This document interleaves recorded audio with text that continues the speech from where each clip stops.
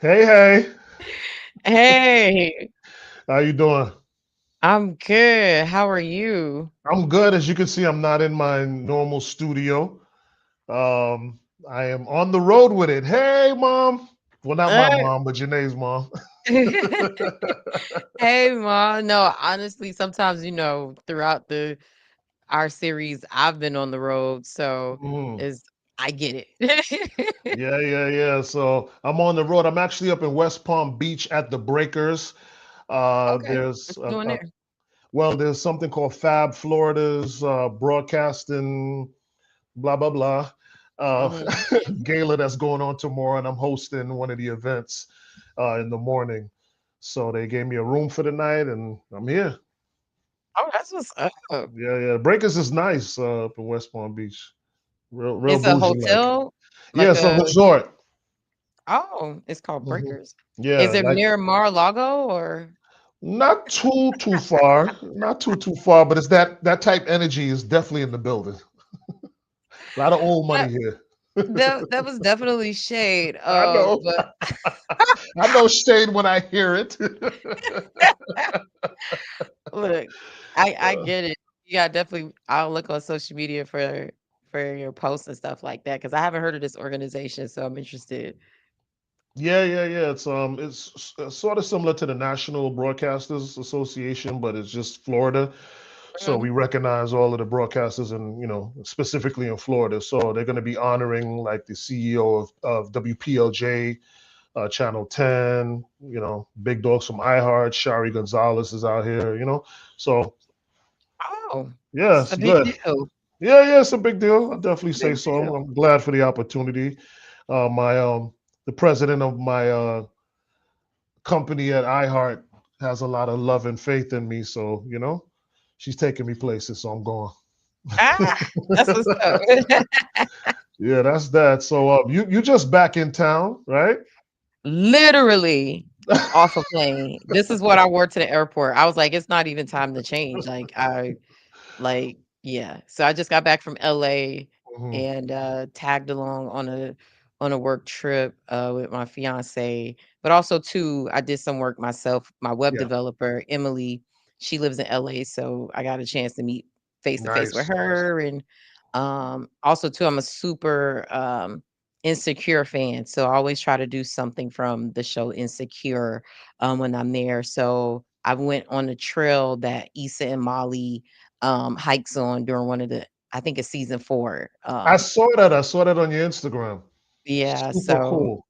yeah, I'm always trying to do something. But honestly, for me, when I'm there, it makes me think about the influence of Black creatives and how it can impact tourism. And so Mm. I'm like, The who's fact that you our went to these spots and you wanted yeah, to, like, yeah. I've been to the dunes, I've been to, like that trail, I mean, this isn't insecure, but I went to Issa Rae's restaurant while I was there, but Super also too, that's a dope. connection because I follow her as a content creator, Mhm. and so I was thinking, I was like, "Wow, this is something that I think we need to be doing in South Florida, like, who's our Mhm. Issa Rae? Who's our Donald Glover, our Spike Lee that's, like, influencing people to come into our cultural spaces, Mhm. experience our communities in a real authentic way. Like most people go to, I think it's Runyon Canyon, and it's the other Yeah. one. Um, it's the Science Conservatory. I can't remember the exact name, but it's a building that's seen a lot in movies, and I've been to those two. But Baldwin Hills is a historic Black area where like Black upper middle class live in LA. Yep. I would have never found that trail on my own. So the fact that I Wow. saw Issa and Molly there, it made me want to go. So definitely was thinking of like, what can I do to play my part as a creative and bring people into our spaces I who love want to that. spend money and spend time in our areas. Let's call that black intent. Black intent. I Right? like that. I like that. Black intent. Yeah, Yes, man. we gotta have black intent. Yeah, intentional about connecting with black folks in different areas and having those kind of like what you call black experiences. I think is really dope. I'm Yeah. glad you did that, and thanks for sharing that with us. No, definitely, Mhm. definitely. But I feel like it all kind of loosely ties into our conversation tonight about like our communities and impacts and us sticking together and thinking about what's going on in the world as a whole. Then if anybody's reading the screen or look at the headline, we're talking about the war or potential World War III Right. could be brewing right now, and we wanted to actually have a conversation to break that down for our community and Yeah, absolutely. yeah, And we have a very special guest who is gracing us today to join the conversation as well. We're just so fortunate to, have a pool of amazing intellects and people who kind of like know what's going on, whether it's a politician or just somebody that's just super tapped in. So we're getting that. But before we get into all of that, we definitely have to, shows the respect that it deserves. And so, welcome to That Part Podcast 305. My name is Papa Keith, founder of Just Vote Period. I'm also a radio personality on 1035 The Beat from 2 to 7 p.m. Monday through Saturday, amongst many other things that I won't get into right now. My amazing co host, the lovely, beautiful, intelligent Janae Tate. She is the founder of High Low News, the CEO. And, that is where I get my news from. That's how I get to know what's going on, especially when it comes to Black and Brown people. So I would suggest that you subscribe to High Low News so that you could be as involved as I am. You know what I mean? And it just comes right to you. You know what I mean? Whether it's through Instagram, your email, it just pops up and I click it and now I'm in the know. So appreciate what you do, Janae. I appreciate that. Shout out these live reads that you give Hollow News. I appreciate that. Yeah, Um, and man. of and of course, Just for Period is also too one of the our sponsors or organizations that powers us, and that's your baby and your brainchild and something that I'm happy to work a part of. You got the Just Vote Ice. Just boat ice. I love it, love it. Yeah, like, do you want to jump right into this conversation? we we can. We have We some can. visual aids too that I want to I'm excited play. about that. I'm excited about that. Yeah, But before we get started, really quick, we just want to say welcome everyone. Thank you so much for taking time out of your evening to join us. We do ask that you subscribe, and even more than subscribe, and what's really important to us is having other people join the conversation. So if everyone could just take a moment, I usually say 10, I'll cut it down to 5. Please text 5 people. Text 5 people right now and be like, hey, my boy, my girl, they on. They got a really cool podcast called That Part Podcast. Check it out. They're talking about stuff that's pertaining to you because all of our conversations are about you. Okay, so whether you brown and black like us, or you care about brown and black people like my boy Steve Dubs and many others, please spread the word and have people join this conversation with us. Because, like I said, we have a very special guest who's taking time for her busy day to tap in with us. And man, when we tell you about this special guest that's coming in, she's golden, golden. So I'm excited about that for you. oh, definitely. And also too, this is an interactive show, especially as we're live. So drop down in the comments, let us know your thoughts on the topic today. If you have any questions, if you once you see our special guest, if you have a question for them, something you want us to talk about, like we want this to be interactive and get your thoughts. It can even be something like whether that's a question or not, just be like, we want to know what you're thinking about this topic too, and we want to do more of that as we're going live. Like make this more interactive. As you know, we have the God from the radio. Like let's do it like radio. Let's do it like radio. Y'all know how y'all call in and get it off your chest. Use this as an opportunity as well to get certain things off your chest, especially with this conversation. So don't hold back in the comments and sound off for us. Yeah, let's do it. Yeah. So uh what I want to start off with was a video that talks about, what, this topic, and I like the perspective that that it had. Our producer Derica, brought that to our, editorial conversation, and she's like, hey, you guys should check this out. So Derica, whenever you're ready, let's tee up that video just to help lead us into this conversation. we could start with the TikTok one and then go to the YouTube one. Dear Iran, peace and blessings be unto y'all, my brothers and sisters. I'm saying though, what the fuck going on, twin? I seen you over there dropping missiles on Israel, and I was like, damn, them folks standing on business. But then you tweeted, everybody gonna feel this. I was like, whoa. Like, shout out, what you even talking about? I know how it be when a nigga ass be in that mode, you would give it to anybody that get in your way. Just remember, fam, black folks in America don't run shit or call no shot. When we be invading nigga country and starting wars and shit, that don't be black folk. Shit, we just go so they'll pay for our college and get a nigga a little Charger or a Camaro. Hell, I ain't getting that one. I got an Impala LTZ. I'm just saying, fam, if anybody understand being fed up with the whole world fucking with you, it's us. We can't just be letting y'all talk crazy to a nigga and threaten us shit. Because work come to work, you know we'll step on y'all nigga like Dan's Revolution shot. We ain't even on our...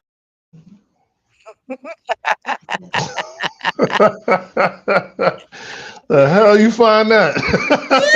Oh, TikTok is a different world. Yeah, but you know what I love about it is like, and please, I hope nobody's offended or anything about that, but we draw from the real world and we speak to those that want to be spoke to in layman's terms. So we bring you that real and raw here, so please understand that. But yeah, where'd you find that?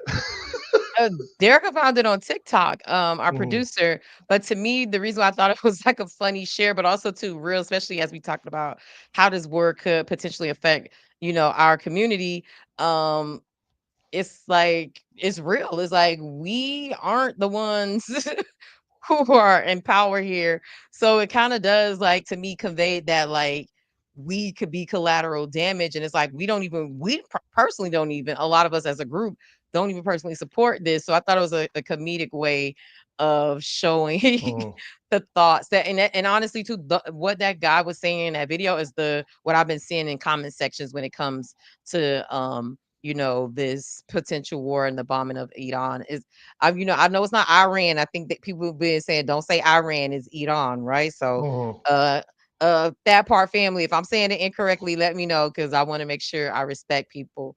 Another video clip that I wanted to share, and Derica, I'll take it because I have the timestamp, is a video that I saw with media personalities and YouTubers, Funky Dineva and Amanda Seals, and they were having a conversation about the conflict and everything going on. So I wanted to share that video with our audience so that they could just have some more context as well. They're so desperate that they're just like, let me see if I can do that. Yeah. Now, at the same time, to bring it back to Iran, Benjamin Netanyahu and Donald Trump seem to be having kind of like their own conversation about this. But if you notice, the little Trumpettes, they not really riding with this. I'm seeing a lot of folks, like whether it's Marjorie Taylor Greene. I mean, I can't even believe I agree with Marjorie Taylor Greene or Tucker Carlson about something. It's just like, where is life? Yeah. And they're like, this is not what we voted for. Because what people may not remember is that Donald Trump was considered like the peace president, the only president that hasn't got us into a war. And they were like, we need to focus on America first. America first. We should not be going over there. These are the same people that were really against sending aid to Ukraine. I remember. Right? Yeah. So now they're like, now, hold on now. Why are we now getting in this with Iran? Right. And also, it's far, but it ain't that far. So, that was going to be my next question.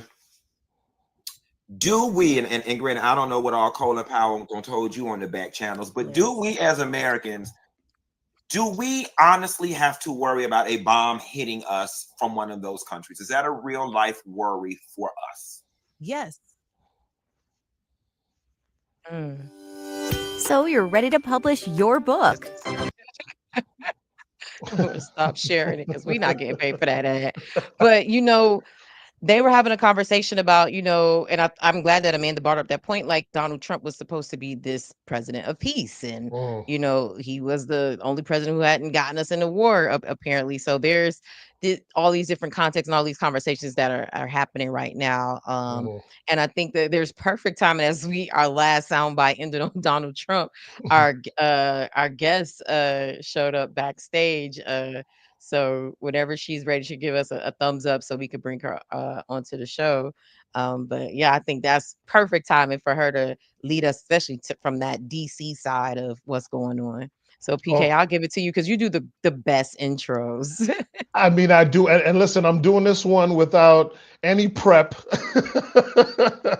meaning that, usually when we have our guests come on, we do like a whole, spiel on them. But this was, very impromptu, but I think very fortunate and timely in the same manner. So, I'm definitely grateful for it. But we do have our very own Congresswoman Sheila McCormick that'll be joining us on That Part Podcast 305. We're so excited to have her on board because she'll be able to really dig deeper into this conversation that we'd like to have with y'all. And like I said, when we get someone like an elected official who's like actually dealing with this head on literally a daily basis to tap in with us, it's a very fortunate thing for all of us. So I want everybody to really be grateful for this opportunity to have our Congresswoman Sheila McCormick on with us right now at That Part Podcast. So without further ado, welcome. Hey. You're muted, Congresswoman. All right, you can there hear me you now. go. Hey. Guys. Listen, we're so good. I want to thank you so much for just tapping in with us. And I know you're a busy woman, and you've been very busy lately.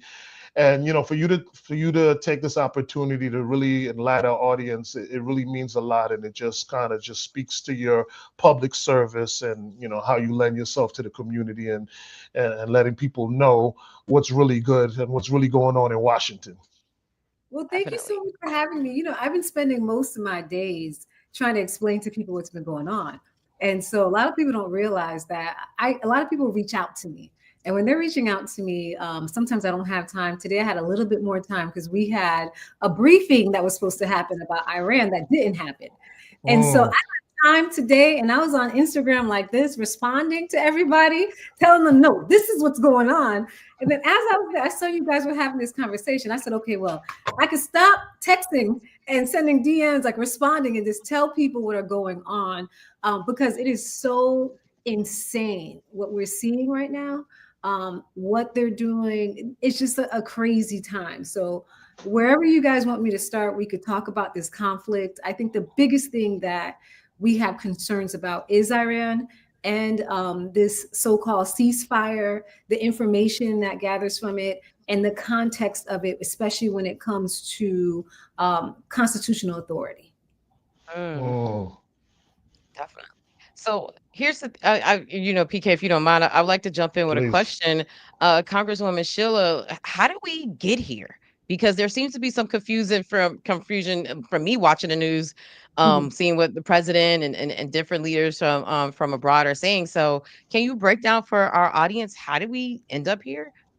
Well, Iran has always been a bad actor. Recently in Congress, so I'm the top Democrat when it comes to the Middle East subcommittee in Northern Africa for Foreign Affairs. So the power to declare war is on Congress, and it comes through my committee.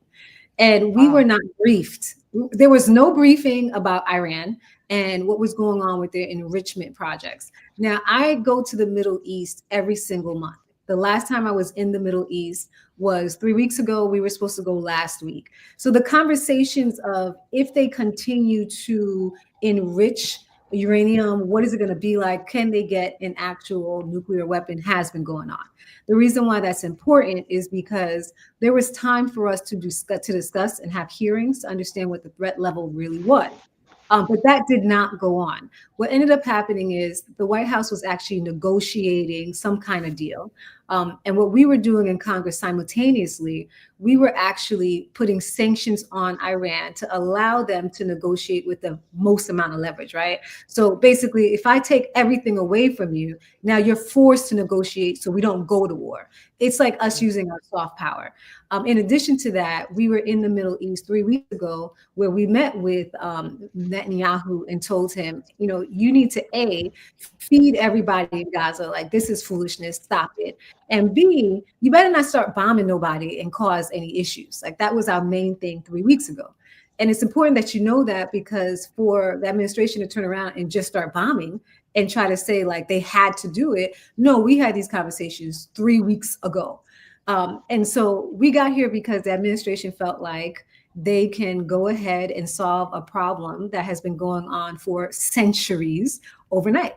They thought, I'm going to go up in there, support Israel, drop these bombs, you know, end everything, and then wake up and say, look, guys, I did it. You know, I am the great negotiator. I ended the project. You know, it's done. The fallacies about what really happened. You know, the United States dropped those bombs, and I can only say it in those terms because I have not been briefed. We don't know how successful they are yet. There was supposed to be a briefing that was supposed to happen this week. They canceled it. And then we saw on TV that there were more bombs and escalation after this ceasefire. I have to call it a ceasefire like that. And so we haven't been briefed. Now, what are the biggest violations? The biggest violation is, you know, Article 1 clearly states that Congress has the power to declare war and peace. Have there been other presidents who've done such a thing? Yes, they have, but those circumstances were different. So there's an exception. If you actually have an imminent threat, what does that look like? Let's say somebody comes in 9/11, they bombed us. You know, planes came in, disaster, we got to react, right? They went ahead, they moved forward, and then talked to Congress. We did not have a 9/11 situation. We did not have any attacks. We had nothing except for, hey, we're going to think about it in 2 weeks, if you remember. So Congress is like, okay, 2 weeks, we're going to come back and talk about it. And while we're sitting there watching TV, I said, what? Did they just drop some bombs? And what was worse about it is literally we are watching the movement, right? We're watching troops being deployed. We are literally watching even our bombers heading over there. And we're calling like, you guys aren't about to bomb, are you? Like, what y'all trying to do over there? Wow. Silent, crickets. And so we found out about the bombs on TV like everybody else. Republican and Democrats found out on TV. Wow. So you know, people often talk about Trump, you know, we saw the rallies with no king. We always hear people talk about, you know, him wanting to be a dictator.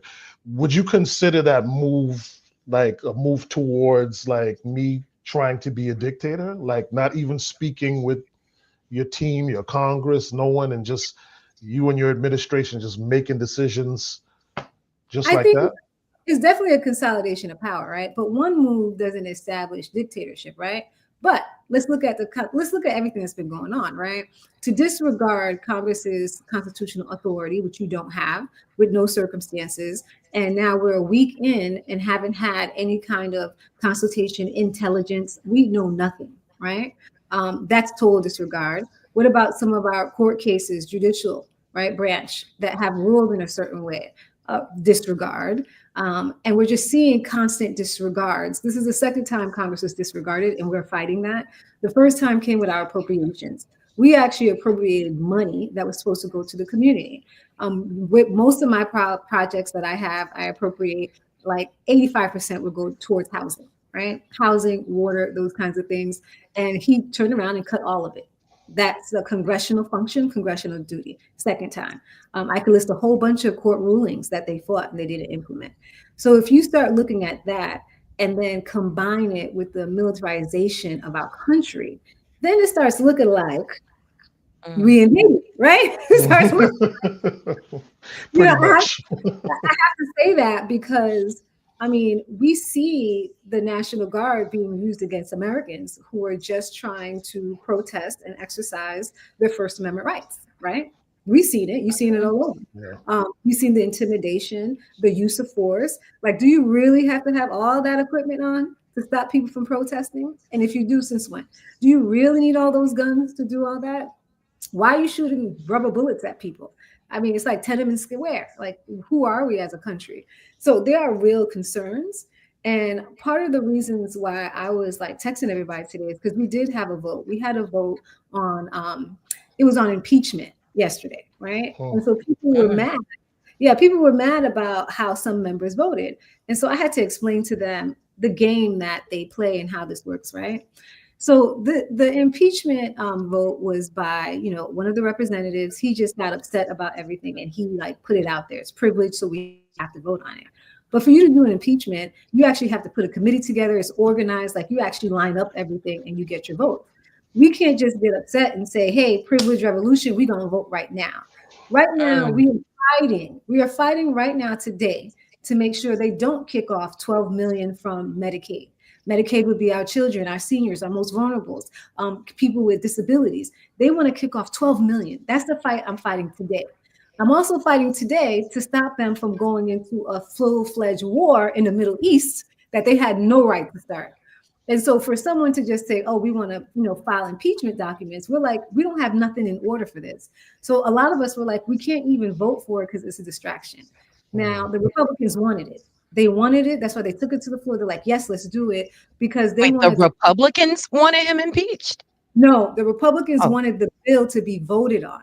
They wanted so it could be a distraction so they can go ahead and pass that bill. You've heard about, like, they call it the big beautiful bill. We call it the big ugly bill. Yeah. So they're trying to distract from the fact that they're losing support from it, and they're trying to like sneak it by and pass it. Just like the administration is trying to act like it's normal for, a president just to start bombing. It's normal for him to say, oh, we're in a ceasefire, and then they bomb in a few hours. As far as I'm concerned, there's no ceasefire if they were still bombing, right? There's no evidence that we needed to. So that's what we've been facing and fighting. And we're supposed to, usually we leave this weekend. We do 3 weeks in Congress, 1 week, in district. This is supposed to be our 1 week in district, but we're stuck here trying to fight this bill. Wow. So one of the things that we really want to like hone in on, with this conversation as well, is that, we played a video earlier where us, as I would say, I'm not speaking for everyone, but a lot of brown and black people were like, hey, we didn't ask for this. We didn't, sort of like what you're saying too, Congresswoman, we didn't ask for this. We didn't get a chance to chime in on this. And the bombing was done. And now everybody's kind of like in this space of, fear, concern, anxiety, trying to figure out what's next, like Funky Geneva said, is do they have the capabilities of sending bombs to hit us directly here in America? We already heard the rumors about some bombing at Bagram, I think it was, at one of the bases. Yeah. So can you speak to like us as our people, like, and our concerns? We got real concerns, y'all. We do. I can tell you before all this, we had concerns with Iran. Iran has proxies. Iran has oil that they sell to fund every terrorist organization, ISIS, everybody who hates America. That's what Iran does. It partners with China, partners with Russia. Iran is kind of like the deceitful, kind of like family member who can't really fight you face to face. So behind your back, they try to stab you, poke you, hurt your children. I mean, like, because they can't fight you head on. Iran cannot fight us head on and win. So they engage in terrorist activity. What does that mean? Do they have a bomb that could really make it over the water to get us? I don't believe they have the capability. That thing would be dead in the water. But they don't really they don't invest their time in that. That's why they wanted to bomb our bases closer to them, because they know they can't get there. What do they do to us? They pay, sleeper cells, terrorists. We know, we have intel that they have paid them before, and some stuff that have happened in the United States has been funded by Iran. That's what they do. They won't fight you face to face. They do it behind your back. Concerns about the way this escalated, the disrespect that was done to Iran. I mean, anytime you got a president posting bomb, bomb, bomb Iran, I mean, what do you think they're going to do? You think they're going to take it just like that and say, oh, that's cool. You know, you're making fun of me in front of everybody. You're disrespecting me in front of everybody. I'm just going to take it. No, they plot and they wait strategically, and they rather retaliate when it's cold and you're not expecting it. So that's why we're so cautious to be diplomatic. That's why we try to kind of like, you know, you try to work with people when you know how they attack you, what they do to you. So do I think we should be worried? I do think there's concern, especially since we have not seen any intelligence. If they are very close to any nuclear weapons, that's something that Congress needs to know and the American people need to know right now. If they have planned anything, if anything has changed, we need to know right now.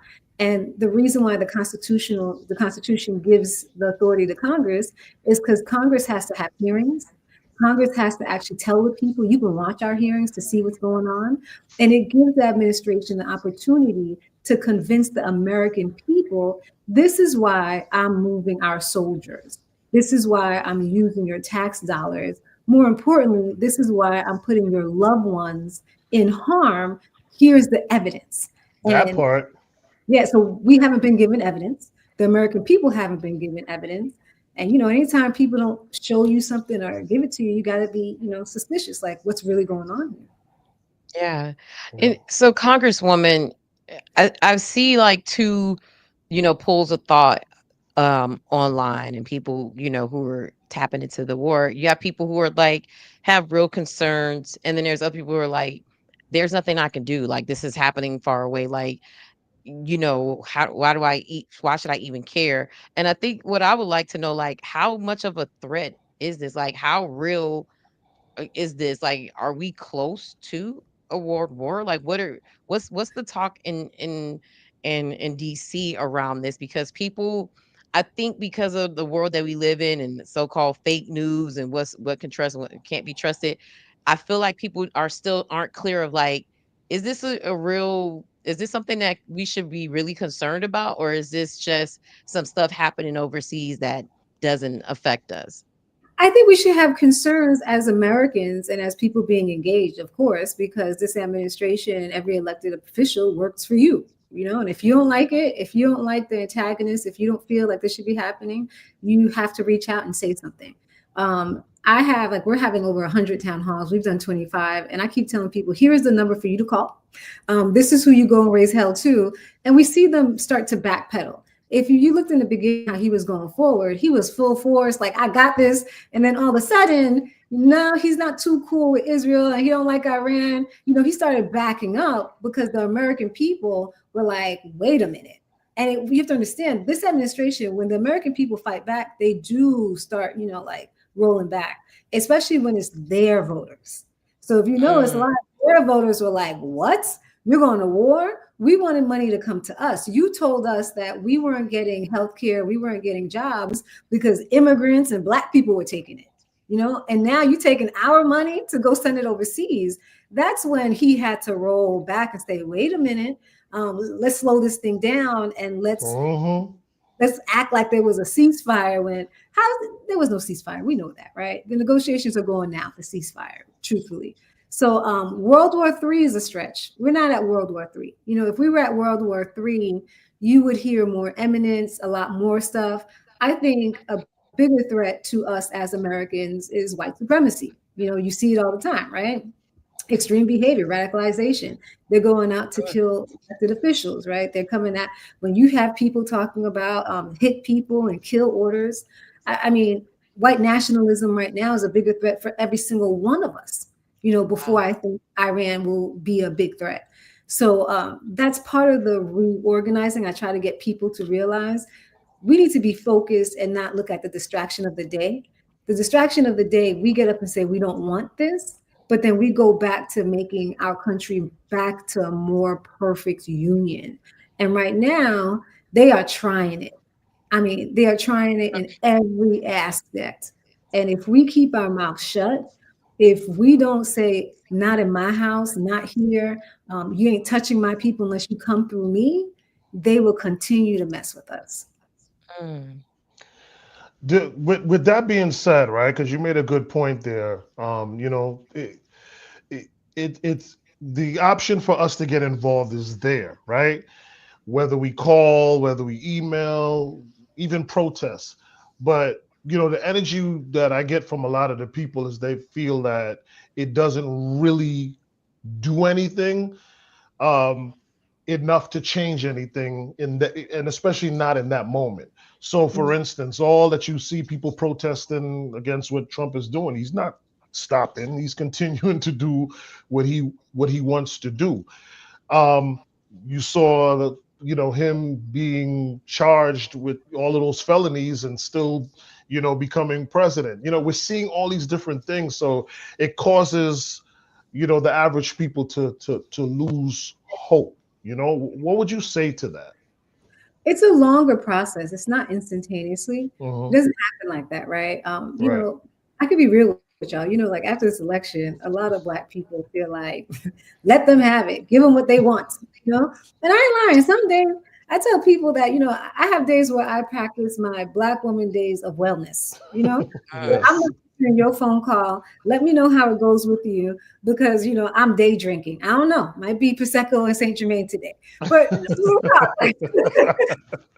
you have to preserve yourself at some point because we gave them an option, right? We did everything we had to do. And what did they do? They were sitting there dancing, I will vote for Trump. Okay, And the truth is, we have to actually know when we fight and when we fall back. Right? And we can fight everything because we'll be exhausted. We will be exhausted all day. So I tell people there's a war going on and I need everybody on the front line. But I need you to wait for that sound when it's your turn, right? Because if we try to chase every single arrow, and these people are sending like 200 arrows a day, you guys will be exhausted. We'll be exhausted by 10. But if every community fights when it's your turn, then we can overcome these people. And that's where we have to be. And it will be slow because at the end of the day, the people who voted in this direction, they do have to get tired. Right now, I'm surprised in Miami how many of them are refusing to speak up. Because when he talked about immigration, they thought it was going to be me, right? They thought this is who they were going to go after. When I first got elected and I went to the detention centers, it probably was 60% Black, mostly Haitian, and 40% Hispanic. I went probably 2 months ago and there were 8% Black, 92% Hispanic. Wow. If you go ahead and you look at Chrome, look at that percentage. The profiling on the Hispanic community is horrendous. The treatment, pulling babies, people yelling, throwing them on the floor. You got to do all that for immigrants? Come on now. Immigrants don't even want no problems. You don't have to do all that. So I'm surprised that I'm not hearing them come up and speak and fight more. And I'm anticipating that at some point they're going to have to say enough is enough. Whereas I think in our community too, we're going to have to get up and say enough is enough. I'm not sure if you guys saw what happened at University of Florida Law School, where there was a man who he did some anti-Semitic stuff and they suspended him. Then he went on to write a paper. And in his paper, he talked about, what did he talk about? He said that he talked about we the people only applies to white men. It does not, to white people, actually, white people. And it does not apply to anybody else. And everybody else should have their voting rights revoked.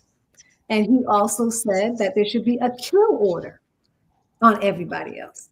This man went on to win the book award for the best paper. Yes, I did hear about that. Yeah. So when you say a few comments about Jewish people, you get suspended. But you write a whole essay about kill orders, and you are given a book award for a state-funded school? Absolutely not. That should have been plucked up from the root. We can't be playing with these people. We know what they're here to do. And so that's why I say that we can't stand for it. These institutions, University of Florida, how many Black players they have? Who's winning those games for them? We have leverage. We have to be there. So anybody who feels frustrated, remember, it's a marathon. When you're ready to run, when you're ready to come in, come in. But when you got to come out and rehydrate and relax, go ahead and do that. We got somebody else to run, but every generation has to run. Everybody has to fight. And I'm telling you, I feel like This time period, I've been telling people, I could be with the bougies of the bougiest, but this ain't it. This ain't the moment. It's not, like I'm telling you, I got messages and people were texting me and sending me DM talk about, somebody said like, are you scared? Right. Cause they have people doing bots and all that about, the impeachment. I looked at it. I'm like, first of all, you got 0 posts, 0 followers. I said, are you scared to DM me from your real account? Because right? Are you scared? Because, at some point we got to say we're not doing this foolishness, right? We're not doing this divide and conquer.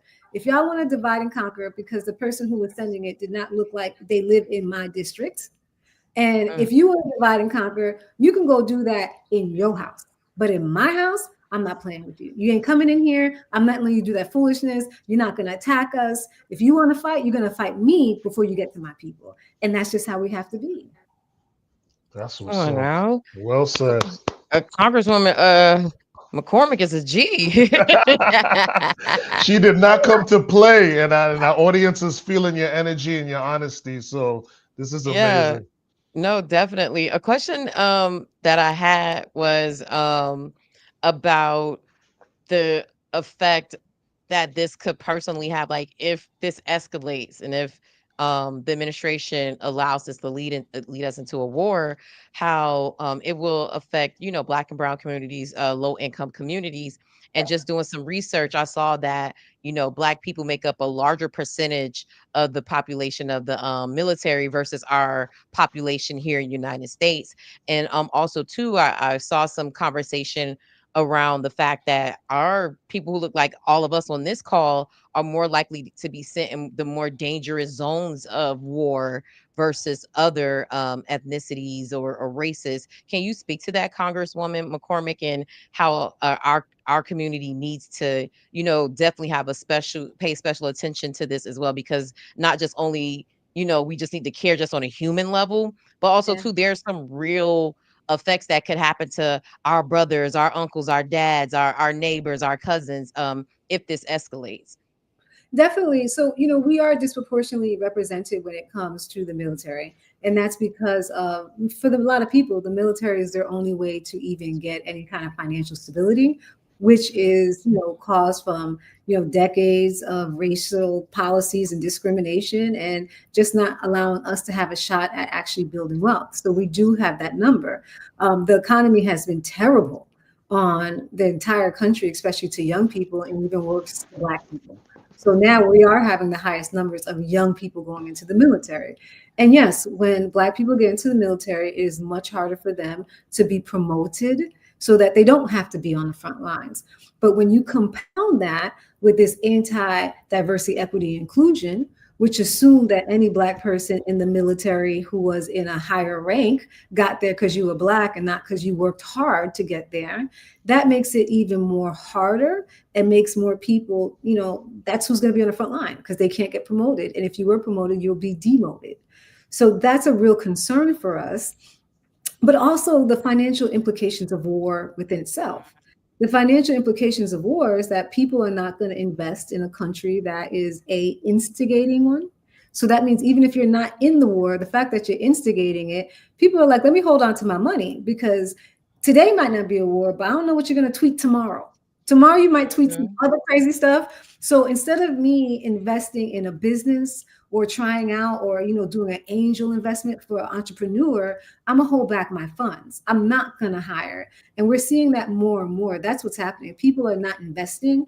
People are not putting their money up and they're not hiring right now because everybody feels insecure and uncertain with this country. That's another implication that I think everybody needs to really understand. And I think another thing that has happened, our allies are losing faith in us. So that means that we would have to fight alone. And that's another concern. How long could you actually last fighting alone or fighting with one ally? We fight in groups, even as a country, because we know you don't want to exhaust your resources. You don't want to exhaust your men. You don't want to exhaust you as a nation. But right now, our allies believe that they are our enemies. Canada ain't messing with us. Mexico is like giving us the finger. Europe is like Europe ain't messing with, it's reality though, right? Because like I tell you, so with my committee, once a month, I'm out of the country. And when I'm out there, I'm like, listen, I know they said that, but that ain't us. Like Congress is still there. We're doing diplomacy. That's what we do. So the implications of war, should we be paying attention? Absolutely. Before we got into this place, we saw record numbers of people who were becoming entrepreneurs. We saw a lot of companies who were shifting from the standard model of having a marketing company within their business to now outsourcing that money to influencers, those influencers being in our community. We saw more people who were like bakers who make cakes who are now selling. We were actually entering a new era where we had a lot of people becoming entrepreneurs. Now that's even eroding because people are scared. So that's the economic impact that we should all be cautious of. And as long as we have a war looming, we can't move forward. So my office has been working on a new economy. Like, what is the economic plan for this economy? So what does that mean? I mean, before we used to think of, 401ks, assuming everybody's going to work for a company. Most people will not work for companies, they will work for themselves. Does that mean there should be no national 401k? Most people will not have access to health insurance from a company. Does that mean we should not create a healthcare component that people can buy into regardless of your state? Yes, we have to move forward. But as long as we have this war and, all this fighting, white nationalists getting up, we're kind of like rolling back and afraid to move forward. So I think those are the biggest implications of war on us financially and on our evolution. Yeah, because they say war is good for business, but not our business, right? So, a lot of those points you said are so true, are really, really true. Just people, being scared to invest and spend money and do certain things, even from an entertainment perspective. You know what I mean? From our side of things, we're seeing people not go out as much and not engage as much, and so it does take a toll on things across the board. But obviously, if you're into making bombs and you're into making weaponry, it's great business, right? So it's interesting. I didn't know this. So before I came into Congress, I was in healthcare. I didn't know anything about war. I didn't know anything about bombs. I didn't know anything about selling of arms. I didn't know anything about mercenaries. I mean, I thought mercenaries were on like 007. I didn't know this is real because I didn't have family members who were mercenaries, I got into Congress and I said, what? These people, like, there are ex-military people who are mercenaries. Like, they are hired and they go into countries and they are like, they think they're Rambo, but none of them look like us. Those jobs are offered to other people. How many of you guys know mercenaries, people who actually got contracts to go over and like shoot people down? They don't look like us. We don't get those opportunities. Or I met all these people because we do a lot of sales. Like in my committee, we look at sales to other countries, and all these people are ex-military. Not one black face, nobody from South Florida. Why is that? We have the most veterans in our state. We have so many military people. Why haven't I ever met Black contractors on that level? And so those are the doors that we were about to try and unlock to bring them into. But I mean, it's a world that we have not unlocked for our communities that we need to force ourselves through, because not only are we honest, hardworking, but we actually have the compassion not to go in there and just shoot up the place, like to look at the people, especially when we're looking at conflicts in Africa, in Haiti. Like, these are the places that we're looking, and the mercenaries and the people they're looking at. I'm like, that must be Creole. You guys never been around Haitian people. I got some brothers in my district who can go do it. I got some for y'all. Like, who y'all want? Jean-Pierre and Marco, they ready, but you want to say Billy Bob. Like, Billy Bob don't know nothing. He was from Nebraska. So we laugh, but this is the reality. And that's the frontier that I'm really trying to move us into. Man, well, you're doing a great job. Just the information you've delivered thus far has been so informative. And and our topic is really focused on Black America, and everything that we've talked about, you've been able to touch that from that perspective, and it's much appreciated. Janey, you have more questions for the Congresswoman? Yeah, I wanted to know, just what are some tangible things people could do tomorrow? Because I like to give people like some action steps, like and some things that they could do in their community as they're seeing what's happening when it comes to Iran and what's the conflict, even, and we can even talk to just in a larger point of like what's going on in our country, whether you're pro or against it, like, but what can people do in our communities if they don't like what they see? Because I do see a lot of people feel helpless, or they feel like what I do is not going to make a difference. Is there something you see specifically that's tangible, or like a easy lift, so to speak, for people to do in the community that they're not taking advantage of, or just in general things that people can do to, like, have their voices be heard, but also to, like, be more involved in the process of change?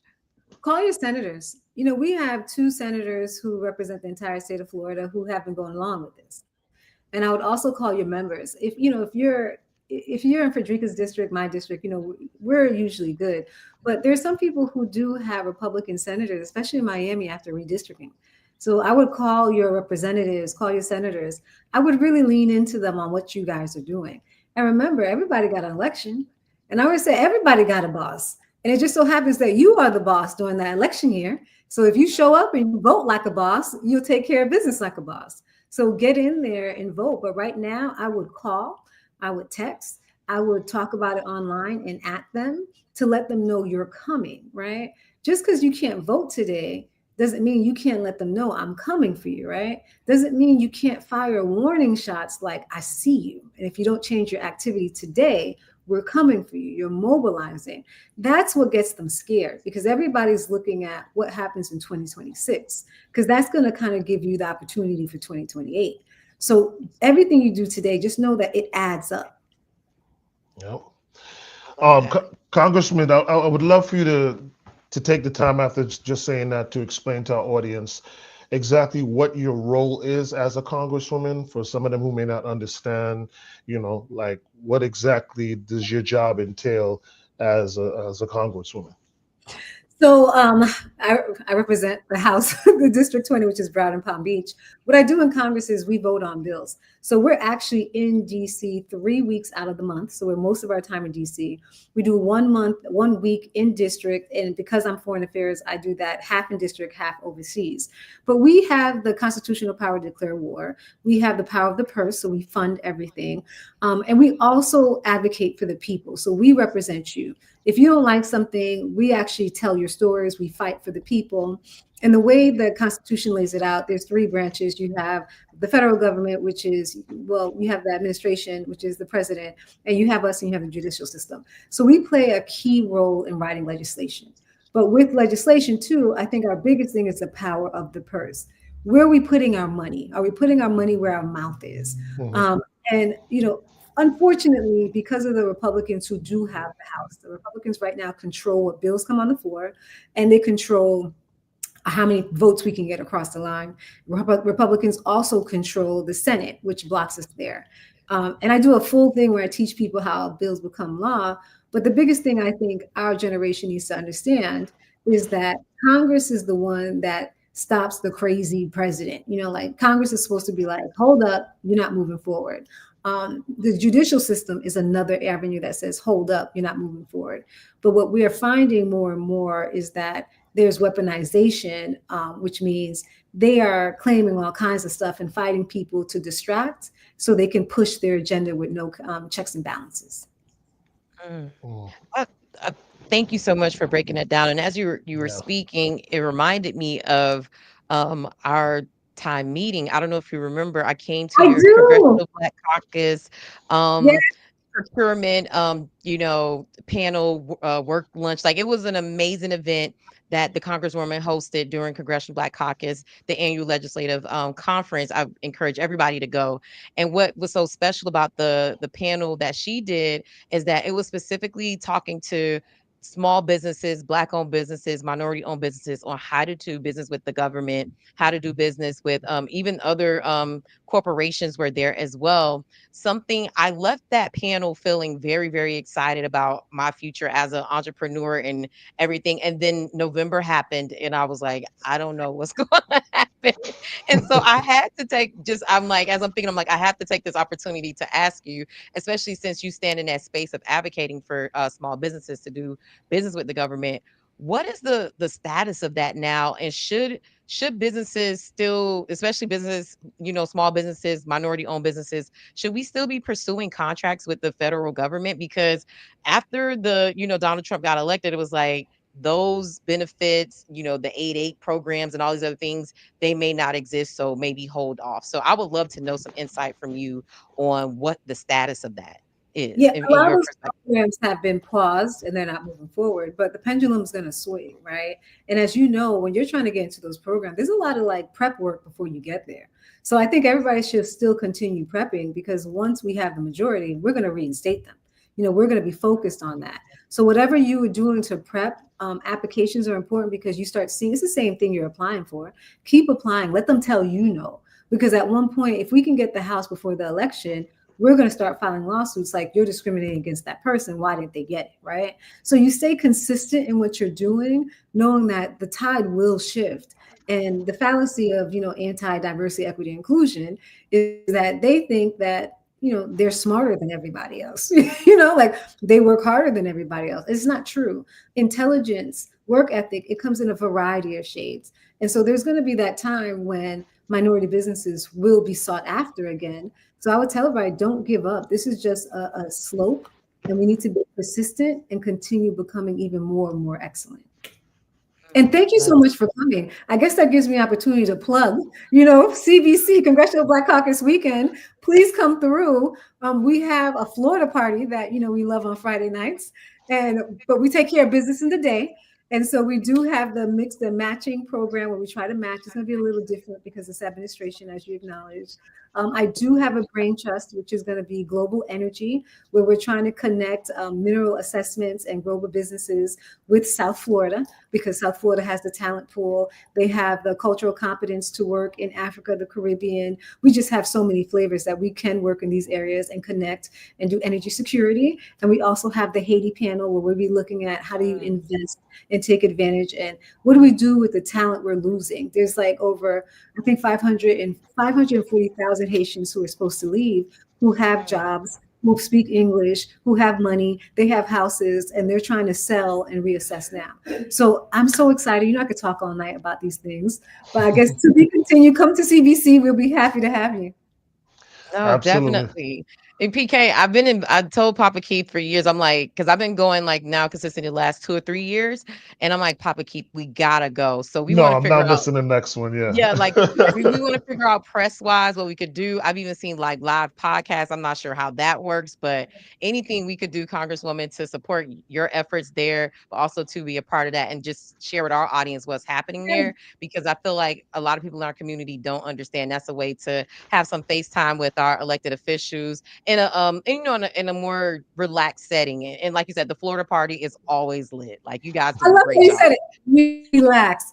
So it's so funny because the Florida party has reputation, and when it comes to crime, I'm like, y'all need to come out to the party. And the next day is prayer breakfast, where we have prayer and everybody's there. And I come in, trying to be awake, and they're like, "Girl, you were ratchet last night. I saw you." The Lord takes everybody. The Lord takes everybody. Right? I went from the Florida party right to that brunch. At the prayer brunch, at the prayer breakfast of all places. Look, they say come as you are. Yes. And I came. Congresswoman, you've been so gracious with your time, and the information. We really appreciate you. Thank you so much. Just so everyone knows, you reached out, and it's important that the people understand that you reached out and you wanted to speak to our audience and get involved, because that means a lot. And not to say that other, elected officials, don't do that or whatever, but I just definitely wanted to recognize you.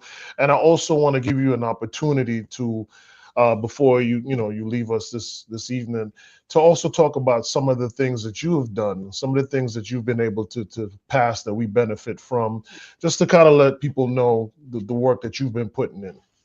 Well, thank you for that. There's so many things we've done, but I can tell you the things that mean the most to me. What we've been able to do when it came to housing. Last year, we did over 14 million in housing, which is like never been done before. We were able to give money for job skills training, where we were training people, especially doulas. And I think the secret for success in economic movement, train the people to serve the people, train the people, serve the people, give the people housing, dignity, keep our families together. So that has been all of my projects. One bill that I just passed that was huge, to me at least, we had so many kids who were dying from different cardiac arrests while they were playing sports. So we were able to pass that bill now where every state, every school can actually access money. It was our kids who were dying because they didn't have an AED. And you would see more and more kids, just like LeBron's son, who actually had an incident, and he survived because his parents had money. But why can't my kid survive? So I thought it was totally unfair, and we did that. We accomplished that, which was great. We've been able to really just bridge the gap. Whenever you need me, we could talk more about that. But I want to commend you guys for what you do, because right now in this moment, speaking about tough, complicated things is tough. And a lot of people don't want to speak about it because it is hard to understand. So for you guys to say, no, we're going to talk about, Iran, we're going to talk about this. And the truth is, it makes no damn sense because order is not being followed. So I commend you guys for your hard work. Please come up here and visit us and fight with us. Come into the districts. Remember, Broward County and Palm Beach County, whenever you guys need us, we welcome you. And thank you again. Oh, thank you. Oh my gosh, this is amazing. I fangirled when I met you, and I always been following the work that you're doing. So just to have this my first interview with you and to see like how real and raw you are, I'm like, oh, this is a breath of fresh air. Thank you. Thank you. Absolutely. Such a pleasure, such an honor. Thank you so much for your time, and you're so gracious with it. I know you could talk even more with us, but we really appreciate the time that you spent with us. You're a blessing to us, the district, and South Florida.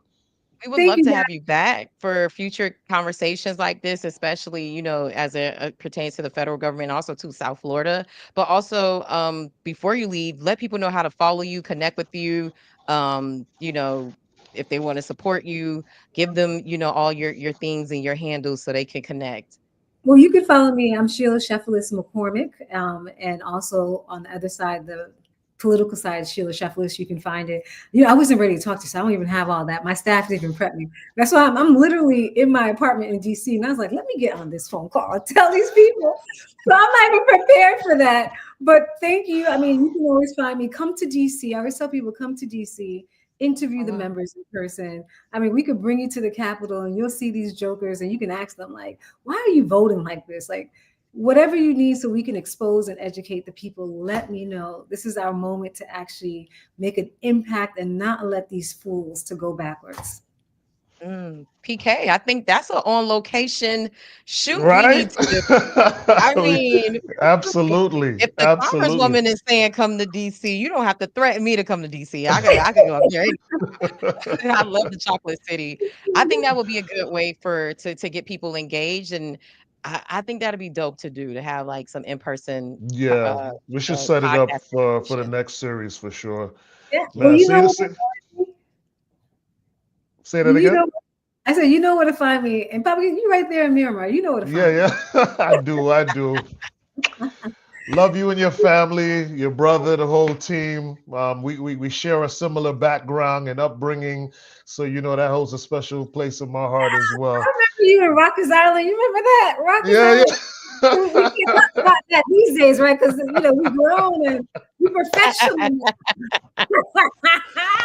That's what's up, man. I appreciate you so much, Congresswoman. You're so down to earth. Thank you. So down to earth. This is great. Take care. I'll see you guys later. All right. Bye. Thanks again. Appreciate you. Wow. That was awesome.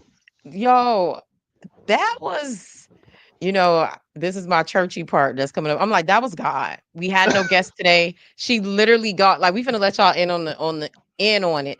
Always. She text PK like minutes before we went live. And she's like, and he's like, should we bring her? I'm like, hell yeah. Like, let's bring her on. And then the fact that she sits on that committee, the Foreign Affairs Committee, like how random and special was that for her to give us like really, really inside of like what was going on in Congress, how they knew nothing about it. Like Yeah. that was good.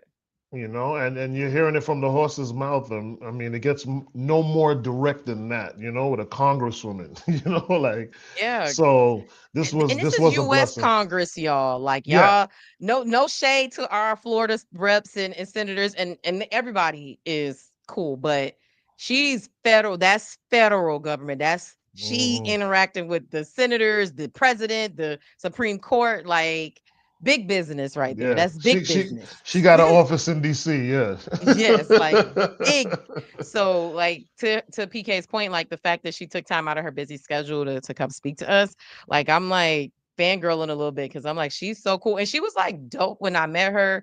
I told her Mhm. who I was. I told her I was from South Florida. She immediately lit up. We took pictures together. She shared it. Like she was Mhm. real chill. And she was when I told her what I did, she was like, oh, please connect with my office. And they've been cool about getting us press releases and information. But this is my first time actually having like a in-depth conversation with her.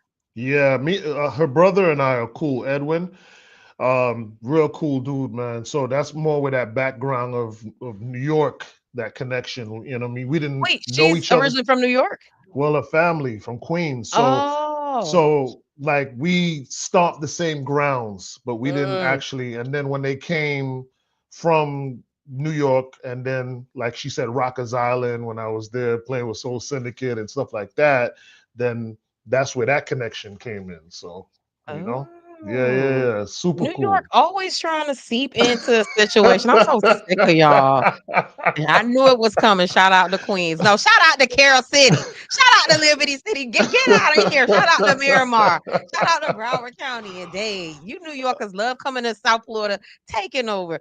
Oh, you heard it in her accent? I didn't hear it in her accent. Tony, you heard her New York accent? I didn't hear it. I Yeah. heard more her Caribbean accent to me. Yeah, man. Nah, so super cool, man. Super cool. But yeah, like she kind of covered, you know, pretty much everything we were going to talk about it, and gave us the answers that we were looking for. So what would have been a conversation with you and I going back and forth, giving our theories of certain things, she, you know, was able to drop some facts on us, and like you said, to your point, let us know that, yo, she didn't even know. She was watching it on TV like everybody Yeah. else. I would not have known that. I would have thought like they must have discussed this at least, even if it's Yeah. briefly, even if he did what he wanted, even if Trump does what he wants to do, at least they discussed it. And he was like, well, I'm still doing what I want to do. To find out that there was no discussion, like, you know, wow, this is so eye-opening.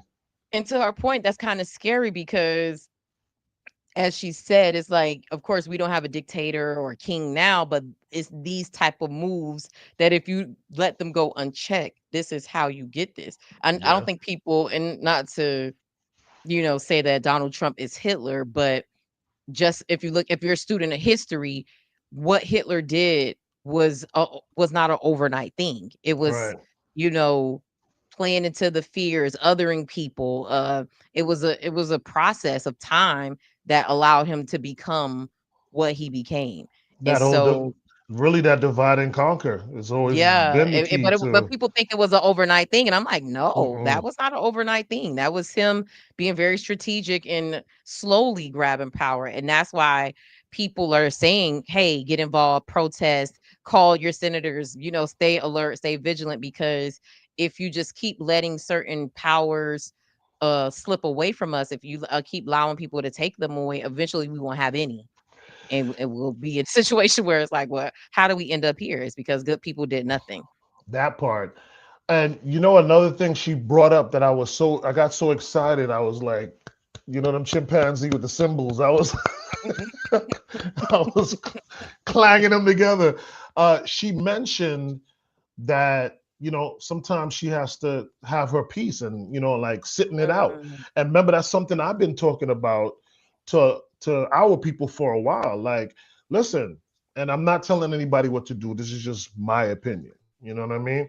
And we know what opinions are. It's like a bungie hole. Everyone has one. Not a But bungie. bungie, try to clean it up a little bit. But so for me, right, everyone who's freaking out about Trump and this and that, I'm like, yo, let that man do what he doing. Let that man do what he doing. Aren't you tired of as people of color are fighting all of these battles that you never benefit from or you benefit the least from.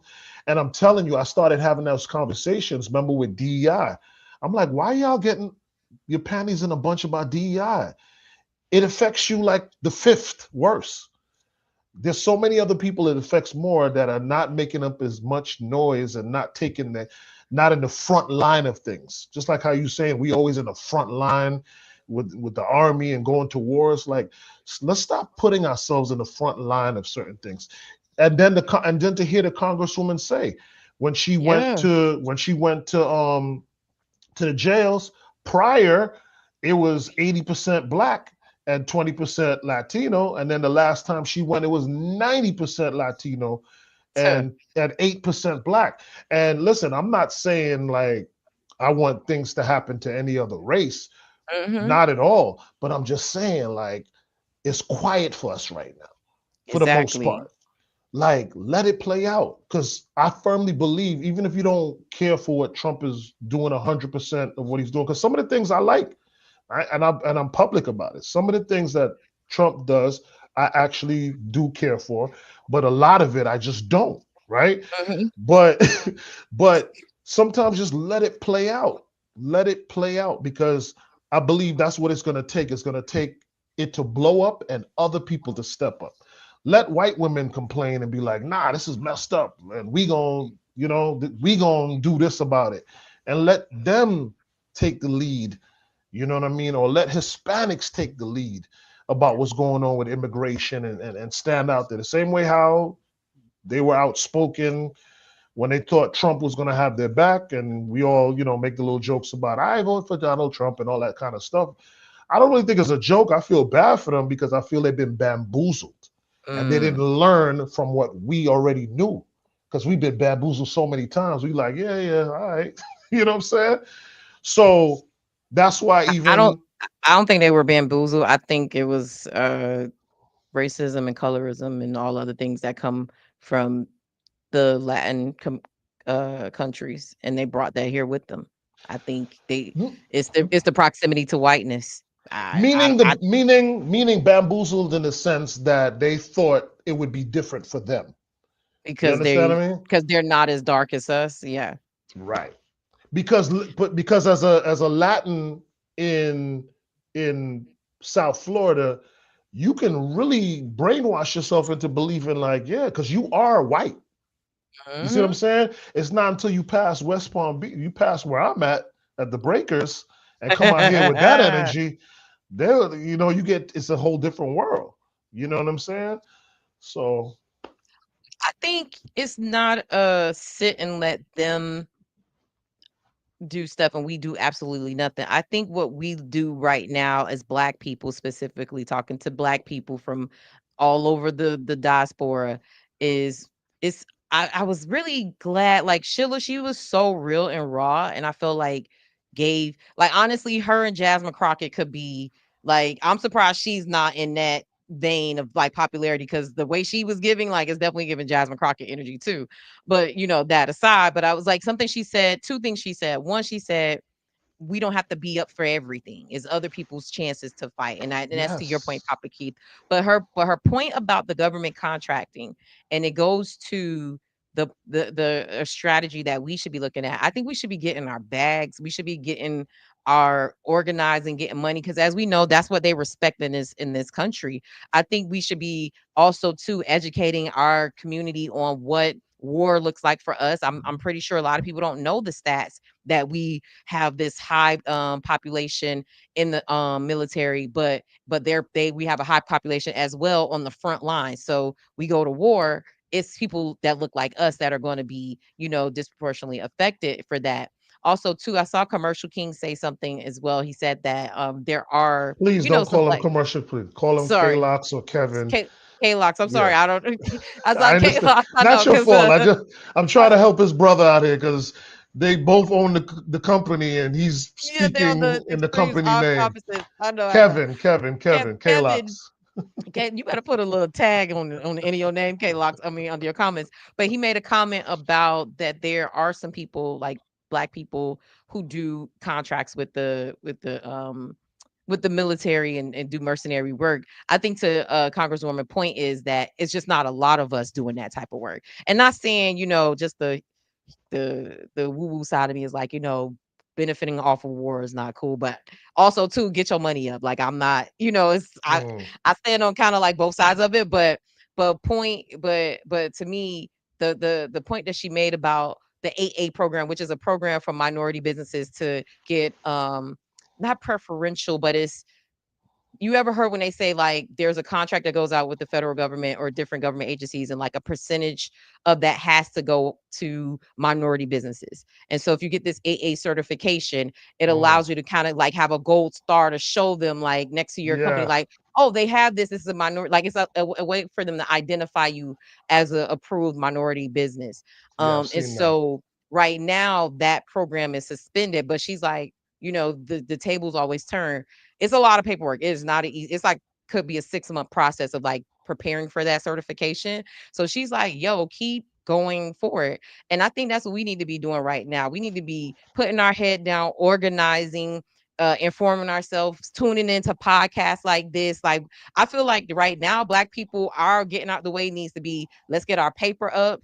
Let's get our organization up. Let's identify our leaders. Let's get our civic engagement up. Like we need to be kind of like in the lab. Like I told people when I first like left my job at iHeart to start High Low News. I remember I told actually a mutual colleague of ours. I told Jill Tracy this. She's like, when I went up to Connecticut to kind of like work out, she was like, why are you going up there? I said, I'm going up there. I'm going to put my head down. I'm finna work. I was like, I need to get away from the distraction so I could build. And as you can see, 5 years later, I just had to think about it. We have won over $500,000 in grants. We've done, a couple of 100,000 in advertising. So I'm like, when I look back, I was like, oh, like I really went back and put my head down. And I was like, but I was thinking, as a community, that's what we need to be doing right now. We need to put our head down, especially too, y'all, like PK said, they're not really looking at us right now. So let's go to work. Let's get our bags. Let's figure out these contracts. Let's figure out how to work together and form up like a Voltron. And okay, PK has a business, Commercial Kings has a business, Velveeta has a business, Tammy has a business. Okay, you do this, you do that. Okay, let's come together. Let's get a contract. Let's do business together. Let's work with each other. Let's fine tune. Let's have grace for each other. Let's learn how to forgive each other. Because Black people, we real emotional. You try to steal my client. You talk crazy to me. We got to learn how to let that shit go. Let it go. And work together while they don't have their eyes too heavy on us, build, because in 2 years, we could then actually be the power shift. If we're really, really organized, like we could go to the polls in the midterms and have Donald Trump be a lame duck president if we flip the House to, I say more progressive, because I kind of am away from party stuff. I'm like, to elect people, no matter what they represent, Republican, Democrat, Independent, Green Party, whatever, if they represent values that push us forward. I'm about voting in people who push us forward. And I feel like this is the time for us to do it. I think the issue is our community, especially in South Florida, we lack leadership. And I don't know who that person is that's going to be rallying us up. I'm like, we kind of do need a Malcolm X. We do need a Martin Luther King. We need a Medgar Evers. We need that Black Panther energy to organize and galvanize. And I think we put it falsely into our Congress people, our elected officials. That's not their job. Their job is to pass legislation. It's up to leaders to organize and tell them what to do, and they work with us. But I think so. Yeah, Arthur, we need to organize and start legislation, policy, writing to change. Yeah. So I'll step off my soapbox, and sorry, that got a little long with it, but I'm just saying, I think that's what we should be doing right now, putting our head down and getting the fuck to work. No, absolutely not. And I agree with you. I think we're definitely on the same page with that. I think that this is the time for us to now, get our stuff together while all this craziness is happening. And so we can pounce on that opportunity, because I think honestly, even with everything going on, people are realizing like we're never the problem. We're never the problem. We work hard, we're resilient, we're never the problem. We're always there as a part of the solution in any situation and anything that America has been through. You understand? From day one. You understand what I'm saying? So come on now, it's just for us to understand, because I think like what your point is that we worry about the wrong shit. Like we too concerned about the wrong stuff. You know what I mean? We'll put energies for hours on some goofiness or how to get a PPP loan, some fraud shit.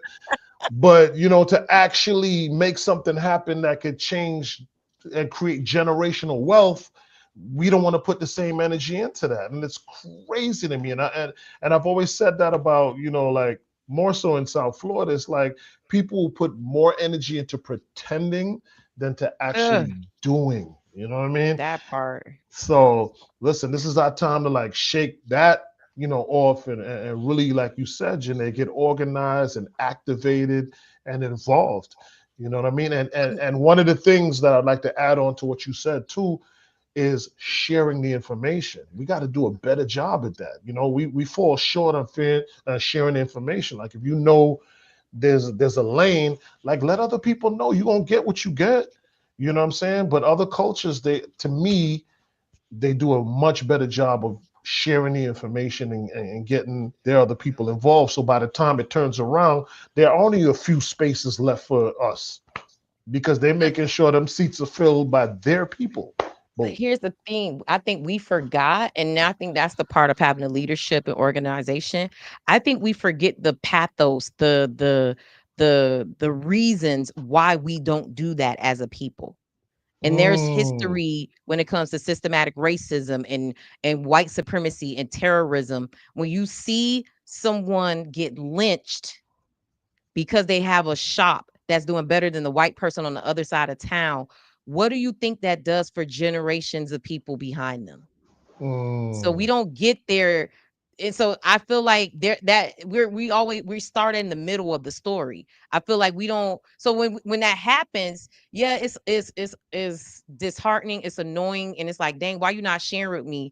The conversation really needs to be, hey brother, hey sister, let's figure out why we don't do this and what we could do to move past that. I feel like for us as Black people, a lot of mental health, a lot of unlearning has to happen for us to get back to a point of like unity where we have the Black Wall Streets like Tulsa and Eatonville in Florida, like in the Harlem of the South that used to be Overtown. Like we have to unlearn some of the things, and also to heal and get some tools to heal past the generational trauma that we carry in our DNA that we're not aware of, because other groups are able to come over here who, let's say, we always say this about other minority groups, especially our Spanish brothers and sisters.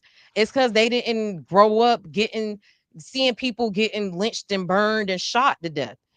And let's be real, Martin Luther King would be like my great grandparents' age, or like a grandparent, like, you get what I'm saying? Like that could be somebody's mother, like, so that's still somebody living. Yeah. Like his kids are living. They're like in their 50s or 60s, right? So they literally saw their dad assassinated. There's so many examples of that throughout the history of the United States. So I'm like, I think people forget, and that even though we haven't physically seen it, like my generation or your generation hasn't seen it, your grandparents saw it, your parents saw it, or they saw something happen, that it's a reason why we don't work the way we do, because it was by design. And I think we now have an opportunity where we have a little bit more freedom to group back up, where we have like lawyers and people in positions of power, where if they do try to tear us down, it's not going to look as violent. Well, I mean, hopefully, because we did, that church, that guy sat in that church and shot all them people, that in that Black church. So it could be, but it's not as extreme as what it was. And I think we have a little bit more, I guess, ways to work together without some extreme violence that our very recent ancestors or families saw before. But as we were talking, and this has been a thought that has come to me from time, but I'm gonna just be real. We having a real raw conversation. I know my mom probably is gonna like have a special like response to this, but something in my spirit was like, you and PK keep saying somebody needs to do it. And it was like, y'all are the somebody, and more so like Papa Keith, with you supporting him. Like, you're really that leader that we need. You can group So many, yes, you can group. And here's the thing, and I know Alexis, Annie, Tammy, all the people who from People Matter Fest, Jessica Steele, Jessica Wood, like the way you can motivate us to do Lyndon, Harry, like we be out there doing stuff off of you because you make us believe that whatever your vision is possible. And I was like, and even you going into to office, I was like, as we having this conversation, I'm like, PK really is that for South Florida, and to me, like larger Florida and even beyond, but like specifically our community. You could literally tomorrow be like, y'all, yo, we finna go, and you'll do it on some cool shit too. It'll be like, yo, we finna go to this event, we gonna drink, we gonna eat, but we gonna talk about some ways that we finna have this law passed, or we finna educate y'all. Like, you're really it. We've been asking for a leader, and God has just placed you here. You've been doing stuff. I'm like, I know I'm putting that on you, and I know you, but friend, for real, it's I, you. It's really you. And I know you've heard this from other people before. Like, it's really you. I will say this, and thank you, Janae, and your mom, and just for seeing me that way, and I'm honored. What I would say is that I'm coming into what you believe that is, and I'm extremely humble, as you know that, right? So I'm not gonna sit here and gloat about it, but I feel like, me wanting to take that step into being a public servant really opened me up, because I didn't know. I remember I told you, I said, Janae, I don't even know if I'm gonna like this shit, right? Remember I kept on saying that to you. I've been an entertainer for 30 something years. I didn't know if I'm gonna, and even having the experience and even losing the election was such a blessing to me, and so much greater positive things that I can't even explain came out of the me losing that election, because I think if I won, I would have not been the same person I am today. I can honestly say that, because I wouldn't have been able to see it from the perspective and understand things from the perspective that I now do, having that experience losing the election. You know what I mean? And then the fact that I came out of it and I like it and I enjoy it, and I'm looking to, if you want to catch up with that, you can look at the episode one Of series 3. of series 3. But the fact that I want to continue in this space, so I'm bought into what you're seeing and what you're saying, and Miss Velveeta, that vision that you're seeing, I'm bought into it. However, I'm going to continue to be in this humble space until it connects in that, however it needs to connect. I'm going to continue pushing forward, doing what we got to do until whatever that vision you have, it naturally connects. Does that make sense? Yeah, no, that's Republican. And honestly, PK, for me, and I know we've had conversations, and this is kind of like evolving as we talk right now live in front of people. But for me, I feel like this, and granted, the universe is going to show you the path, what it actually is, and what you're comfortable with.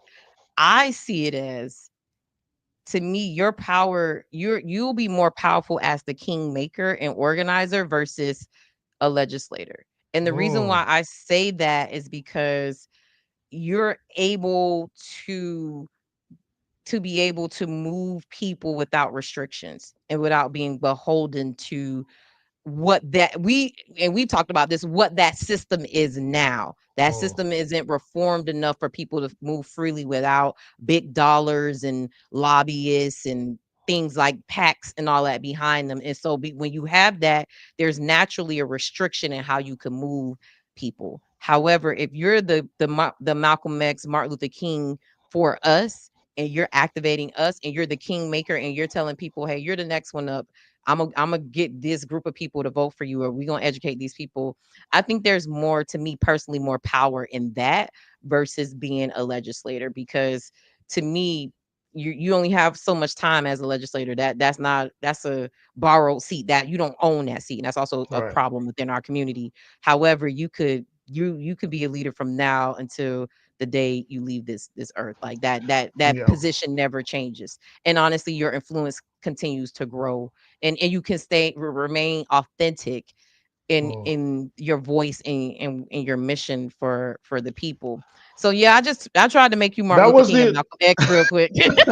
that, just so you know, for the record, that was the original plan. Like coming from, doing the work in the community that we were doing, I never saw myself as a politician, as you know that, because you were there from the beginning. I always saw myself wanting to be a power broker. Remember that name? Yeah. So that's everything that you spoke about there is a power broker. So, I mean, it's all laid out. That's why I can't even comment on it. I'm just saying, hey, I'm just going to follow the path, and wherever it takes me, whether it's power broker, whether it's politician, or somewhere in between, I'm just going along for it. But the spirit is there, and as long as I have you and the amazing team that I have beside me, I think we'll get where we need to get to. No, definitely. I had to share that because, like, really in real time, like that voice like came to me again, and it was like very clear. It's like, no, it's y'all, but with him as the leader. Like, I I was like, oh, okay. I need to say this in real time. And I'm also too saying that too in front of our audience as well, because these are people who are super, loyal, and they're looking for this, but also too, like, so they could see this from or organic grassroots, like how Yeah. this conversation, and then, like, as time goes on, they're like, oh my gosh, y'all remember when they first said, and now, like, look at Timestamp. now look like now Papa Keith or whatever is now, like, South Florida's Malcolm X, like.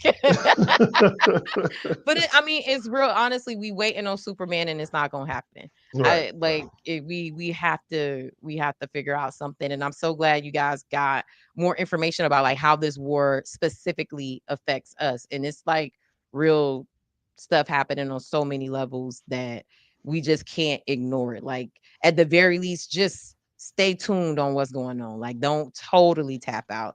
I ain't saying, I ain't gonna never tell nobody to rush out and march in no street, but at least know that. Can you at least know the cannon's about to come be pointed at us? Like, you need to at least know that. Like, That part. Well, listen, we appreciate your time as an audience. We're about an hour and a half in. I mean, who's watching, all right? When the conversation's amazing, but we are in respect of your time.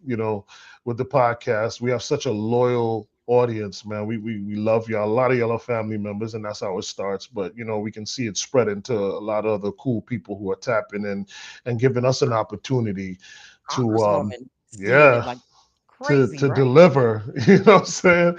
And hopefully we continue to deliver like we've been delivering.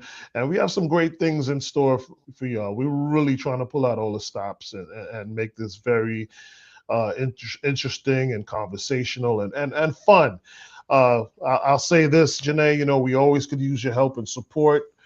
You can start by doing the free stuff. Free stuff is subscribing. Free stuff is texting and sharing and commenting. Even when the live stream is done, you can continue to send it out and say, hey, this might catch your interest. Send the link out and spread the word. By tomorrow, we'll have some stuff on social media, some clips and stuff like that. Spread those, share those. Those help out for the free. If you want to take it a step further, if you know people who are tapped in and would like to use our podcast to sponsor or to show or showcase some of the things that they're doing or the services they have, we do that as well. So we'll appreciate, your support anyhow we can get it, whether it's for the free or whether you can, tap in with some donations or some sponsorships. We'll appreciate that either way. No, definitely. And in the words of Lisa McDowell from the Black iconic movie Coming to America, we appreciate the money that jingles, but we rather have the money that folds. So please give your donations to us. I was just watching that movie yesterday, but please, we appreciate y'all donations and y'all support. And also, too, like I've said in the past, like, get in early while the rates are affordable. We're reaching a growing audience. Also, too, you have the power of Just Vote Period and High Low News to amplify your advertisement and sponsorship of That Part podcast as well. So you kind of get a 3-for-1 situation over here. So I don't know nobody else. Channel 7 ain't giving you 3 things. Harold, my Hero ain't gonna give you 3 platforms like that has real organic, authentic engagement. So definitely, if you guys are interested in that, you could DM us on That Part Podcast Instagram page, or DM me or Papa Keith, and we could get you that information on sponsoring or being an advertiser. Also, too, if you're interested in being a guest or something like that as well, DM us on That Part Podcast Instagram page, so we could figure out where that fits into the content Or tell us who you'd like to see as well. You know, if you'd like to see us interview someone, tear someone apart, have a conversation with someone, please let us know. Tap in with that information as well. Definitely. PK, how can people connect with you on social media? Sorry, I cut you off. No, you're good. You're good. I was gonna thank our amazing show producer Derica, and I was gonna shout out Tammy, for sure. But yeah, follow me on Instagram at Papa_Keith. That's PAPA_KEITH, as you see below, and my nonprofit Just Vote Period, where we encourage our 18 to 49-year-olds to register to vote and get involved with the voting process and educate them on democracy. Love it. And he's talking about Gen Z and millennials and a little bit of Gen X. That part. Guys, you could follow me on social media platforms. Follow Hilo News at HYLONEWS. We are on all the things. Go to our website, hilonews.com. Sign up for our email newsletter. Our loyal followers get exclusive content and content first over there. Thank you. I love that you're like legit fan of Hilo. And also, too, if you care to follow me and the random stuff I do around town, you can follow me at Janae Tate. But for me, it's more love for me if you follow Hilo News. For sure. Well, have an amazing night, evening, wherever the part of the world you're in. Enjoy the rest of yours. And thank you so much for tapping in with us. And yeah, we'll see you next week.